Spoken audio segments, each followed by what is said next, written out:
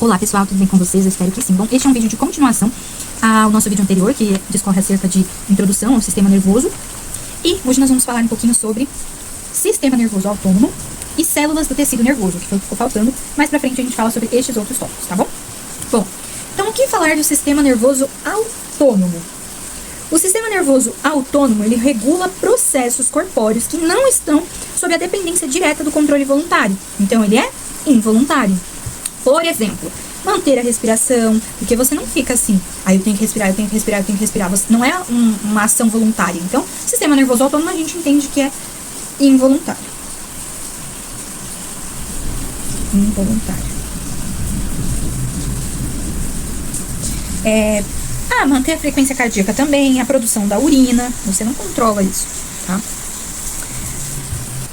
O sistema nervoso autônomo é uma via exclusivamente eferente e involuntária. Fazendo um rápido mapa mental, vamos lá. A gente tem o sistema nervoso. O sistema nervoso, ele se subdivide em sistema nervoso central e sistema nervoso periférico. Isso aqui, no sistema nervoso periférico, eu não vou entrar muito em detalhes, mas vocês lembram que na divisão anatômica, a gente tem o esqueleto axial e o esqueleto apendicular? No esqueleto axial, a gente tem o eixo central do corpo, que vai proteger os órgãos vitais, sustentando ali o tronco, a cabeça, inclui, então, o esqueleto axial inclui a cabeça, né, o crânio, né, a coluna vertebral, as costelas e o externo, que é aquele ossinho que fica aqui no meio, né, mais ou menos aqui. Já por isso que ele é chamado de central, tá, gente? Porque tá realmente no centro, inclui crânio, coluna, etc e tal.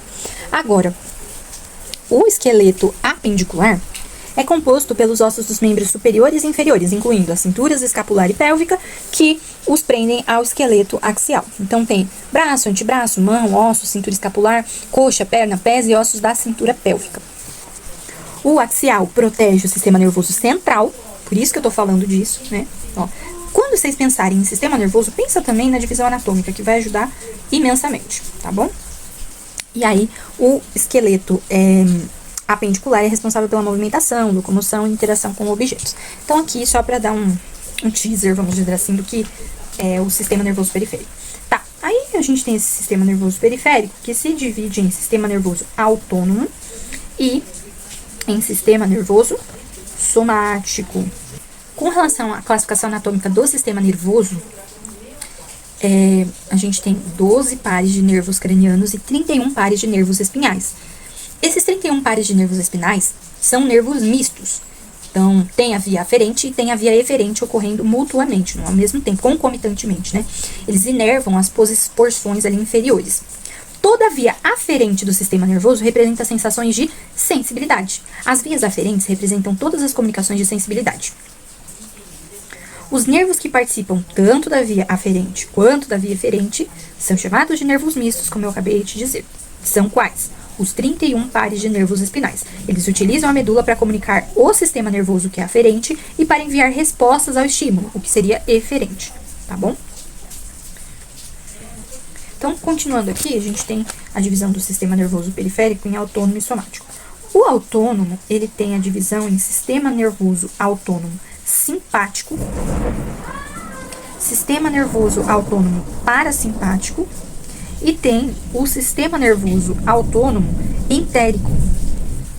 Agora que eu lembrei de outra informação importante, com relação aos nervos mistos que eu acabei de mencionar, eles possuem a bainha de mielina. E os gânglios representam também o sistema nervoso periférico. Se os gânglios forem afetados, eles perdem a função, que geralmente é sensitiva. O sistema nervoso autônomo, ele possui 2 neurônios que unem o sistema nervoso central até o órgão efetuador. São os neurônios pré-ganglionares e os pós-ganglionares. Os pré-ganglionares estão...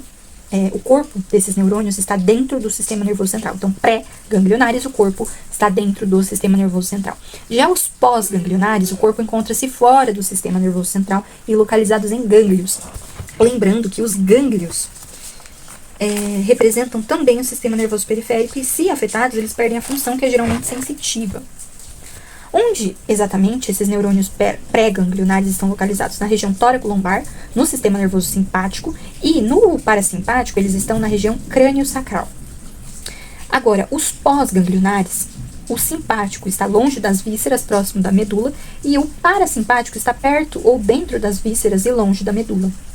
Com relação ao tamanho das fibras pré- e pós-ganglionares, isso é muito importante. Isso aqui é muito importante, ó, vamos lá. O tamanho das fibras pré- e pós-ganglionares. No sistema nervoso simpático, a gente tem a fibra pré-ganglionar curta e já a pós é longa. No parasimpático é o inverso. A pré é longa e a pós é curta. Agora prestem muita atenção que essa parte eu vou falar, não vou escrever, tá? Para prestar atenção mesmo. Por quê? Porque o sistema nervoso parasimpático e o simpático possuem concomitantemente diferenças farmacológicas, diferenças anatômicas e diferenças fisiológicas. E elas são muito importantes. Bom, então vamos para as diferenças farmacológicas. O sistema nervoso simpático, ele libera o quê?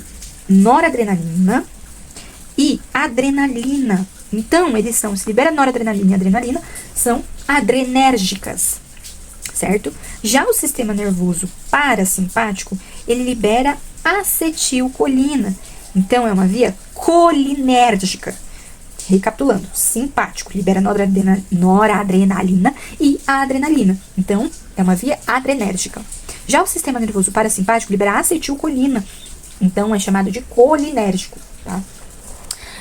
As diferenças anatômicas. Bom, a localização dos neurônios pré-ganglionares dos gânglios autonômicos, extensão das fibras pré-ganglionares e pós-ganglionares. As farmacológicas, como a gente viu, temos fibras colinérgicas e temos do acetil, né, CoA, e temos fibras noradrenérgicas. O sistema nervoso simpático e parasimpático agem antagonicamente, raramente sinergisticamente, trabalham harmonicamente na coordenação da atividade visceral, do equilíbrio. A divisão simpática atua nas situações de luta ou fuga. Já a divisão parasimpática atua em situações mais de repouso, de descanso e de gestão. Agora, complementando, vamos falar sobre células do tecido nervoso.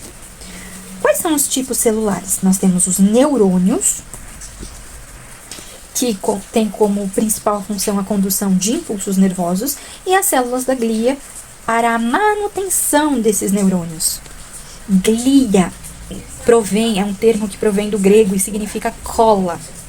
Então, para colar, é um tecido para manter esses neurônios, para sustentar. Então, as funções das células da glia incluem tecido de sustentação do sistema nervoso central, comunicação interna do sistema nervoso central, a continuação do processo de divisão celular na idade adulta e ainda a capacidade de regeneração após uma lesão.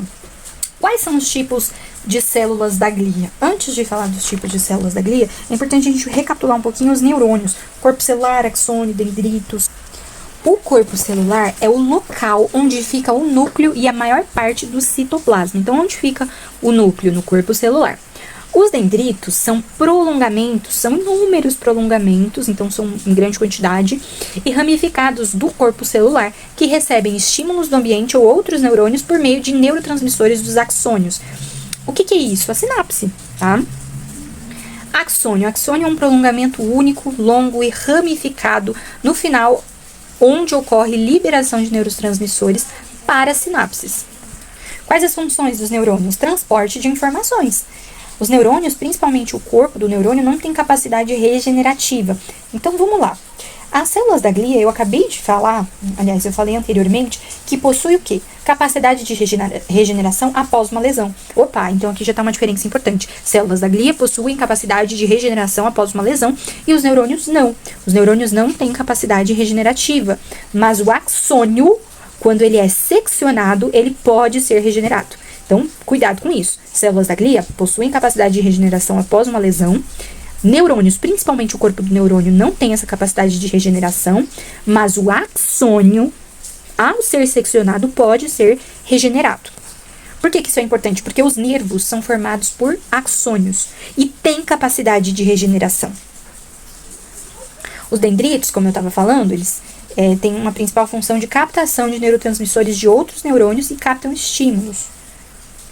As regiões de predomínio de corpos de neurônios são as chamadas, recebe a alcunha de substância cinzenta, e a região onde se concentram os axônios é a substância branca.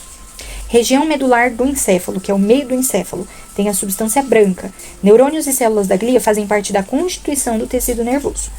A bainha de mielina é formada por oligodendrócitos, que é o que a gente vai ver daqui a pouco. A bainha de mielina se encontra nos axônios dos nervos, nas células de Schwann, no sistema nervoso periférico e no sistema nervoso central. A bainha de mielina se encontra onde, vocês acham? Nos oligodendrócitos. Aqui embaixo tem uma informação falando sobre a esclerose múltipla, né? Já que já tem essa informação aí, eu já vou comentar. A esclerose múltipla é uma doença inflamatória crônica, provavelmente autoimune. O sistema imunológico começa a agredir a bainha de mielina, por isso que tem a perda da bainha de mielina no SNC. Por quê? Porque na esclerose, o seu próprio sistema imunológico começa a agredir a sua própria bainha de mielina. A característica mais importante da esclerose múltipla é a imprevisibilidade dos surtos. Então, vamos para os tipos de células da glia. Micróglias. Micróglias são células de limpeza. Por que tem esse nome? Porque as micróglias têm função semelhante à dos macrófagos. E qual seria essa função? A função de remoção de restos de produtos de lesão, infecção e doenças. Já a macróglia é outro tipo de célula da glia. E a macróglia, ela pode ser oligodendrócitos, células de Schwann e astrócitos. Os oligodendrócitos no sistema nervoso central, eles são responsáveis pela formação de mielina. Então, recapitulando aqui, oligodendrócitos e células de Schwann possuem a mesma função, formação de mielina. Aí, o que vai diferenciar os dois? É que o oligodendrócito, ele está lá no sistema nervoso central e as células de Schwann no sistema nervoso periférico. Agora, os astrócitos, os oligodendrócitos são encontrados em todo o sistema nervoso central. Em contato com os vasos, eles induzem a formação de junções de oclusão nos capilares, constituindo a barreira hematoencefálica. A barreira hematoencefálica, também chamada de BHE, barreira hematoencefálica, é uma estrutura de proteção altamente seletiva formada por células endoteliais nos capilares cerebrais. E o que ela faz? Ela regula a troca de substâncias entre o sangue e o sistema nervoso central. Ela impede a entrada de toxinas, patógenos e substâncias nocivas, permitindo apenas a passagem de nutrientes essenciais, oxigênio e substâncias lipossolúveis. A barreira hematoencefálica é composta por células endoteliais, como eu falei, unidas por junções oclusivas e reforçada por astrócitos, que formam a unidade neurovascular. Sua função consiste em manter um ambiente homeostático estável para o funcionamento dos neurônios, bloqueando assim macromoléculas e agente infeccioso. Ela permite a difusão de pequenas moléculas, como oxigênio, dióxido de carbono e transporte ativo de substâncias vitais, glicose, aminoácidos, por exemplo. Barreira hematoencefálica é também chamada de barreira sangue-cérebro ou blood-brain barrier, que é em inglês, né? Blood-brain barrier. A barreira hematoencefálica não é uma parede estática, mas sim um sistema dinâmico que ajusta a permeabilidade conforme necessário. Os astrócitos também possuem prolongamentos próximos de sinapses e das membranas das células nervosas. De tudo isso que a gente viu até agora, para que serve o sistema nervoso? Bom, nós temos funções dependentes da nossa vontade e funções que independem de nossa vontade. Funções dependentes da nossa vontade que estão inclusas no sistema nervoso: ler, caminhar, comer, agir, conversar. E as funções que independem: temperatura do corpo, respiração, tossir, batimento cardíaco, crescimento dos cabelos e das unhas. Então, mais um tópico concluído. Já falamos de função do sistema nervoso, origem do sistema nervoso, divisões do sistema nervoso periférico, sistema nervoso somático, autônomo, visceral, células do tecido nervoso. Agora, a parte 3 será sobre bainha de mielina, sinapse, impulso nervoso unidirecional, potencial de ação e potencial de repouso.